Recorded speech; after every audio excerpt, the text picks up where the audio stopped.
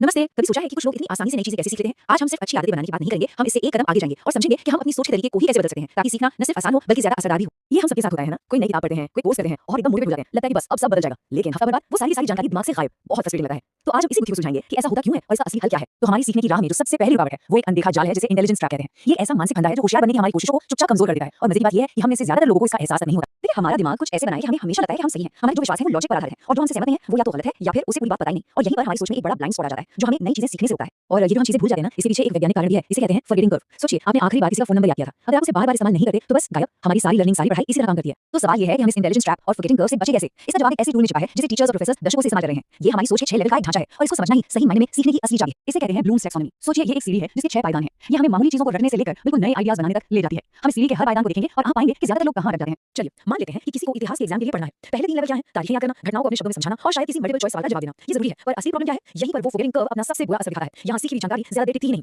अब असली खेल यहाँ से शुरू होता है। सीढ़ी के तीसरे पायदान से चौथे पर जाने के लिए दिमाग पर जोर डालना पड़ता है। ठीक वैसे ही जैसे जिम में पहली बार वजन उठाते हैं तो दर्द होता है ना? हमारा दिमाग भी बिल्कुल वैसा ही है। ज्यादातर लोग यहीं पर हार मान लेते हैं क्योंकि मुश्किल लगता है, लेकिन असल में यहीं पर दिमाग मजबूत और परमानेंट कनेक्शन बना रहा होता है। तो ये ऊंचे लेवल पर सोचना आखिर दिखता कैसा है? चलिए वापस उसी इतिहास के उदाहरण पर चलते हैं। विश्लेषण का मतलब हुआ 2 अलग-अलग ऐतिहासिक घटनाओं के कारणों की तुलना करना, और मूल्यांकन उसका मतलब है ये तर्क देना कि किस घटना का असर ज्यादा बड़ा और लंबे समय तक रहा और अपने तर्क को सबूतों के साथ सही साबित करना। अब एक बहुत ही मजेदार बात, क्या हो अगर मैं कहूं कि हम सब मतलब ज्यादातर लोग सीखने के इस पूरे प्रोसेस को ही गलत तरीके से अप्रोच कर रहे हैं? क्या हो अगर तेजी से और बेहतर सीखने का एक ऐसा तरीका हो जो हमारी सोच के बिल्कुल उल्टा काम करता हो? चलिए इसी अपसाइड डाउन मेथड को समझते हैं। जो हमें स्कूल में सिखाया जाता है वो सीधा साधा तरीका है। सबसे नीचे से शुरू करो, पहले फैक्ट्स याद करो, फिर उन्हें समझो और धीरे-धीरे ऊपर चढ़ो। ये सुनने में तो बिल्कुल लॉजिकल लगता है ना? लेकिन असली गेम चेंजर ये है, इस पिरामिड को उल्टा कर दीजिए। याद करने से नहीं बल्कि मूल्यांकन करने से शुरू करें। कोई भी एक विवादास्पद टॉपिक लीजिए और उसका बचाव करने की कोशिश कीजिए। जब आप अपने दिमाग को इस तरह सोचने पर मजबूर करते हैं तो याद रखना, समझना और विश्लेषण करना ये सब अपने आप होने लगता है। ये कुछ ऐसा है जैसे आप कोई बिल्डिंग बना रहे हो। एक तरीका है कि पहले मजबूत नींव बनाने पर ध्यान दें और दूसरा तरीका है कि एक शानदार डिजाइन बनाएं और फिर सोचें कि उसे सपोर्ट करने के लिए कैसी नींव लगेगी। ये दूसरा तरीका आपके दिमाग को इतने मजबूत कनेक्शन बनाने पर मजबूर करता है कि जानकारी को भूलना लगभग नामुमकिन हो जाता है। ठीक है, ये सब सुनने में तो बहुत अच्छा लग रहा है, लेकिन अब सवाल ये है कि इसे अपनी रोजमर्रा की जिंदगी में कैसे लागू करें। ये सेक्शन इसी बारे में है कि कैसे अपनी छोटी-छोटी आदतों को इंटेलिजेंस बढ़ाने वाली मशीनों में बदला जा सकता है। जरा इस बदलाव को देखिए। अगली बार जब आप कोई किताब पढ़ें तो सिर्फ फैक्ट्स को हाईलाइट मत कीजिए। रुकिए और खुद से पूछिए, क्या मैं लेखक की बात से सहमत हूं? क्यों या क्यों नहीं?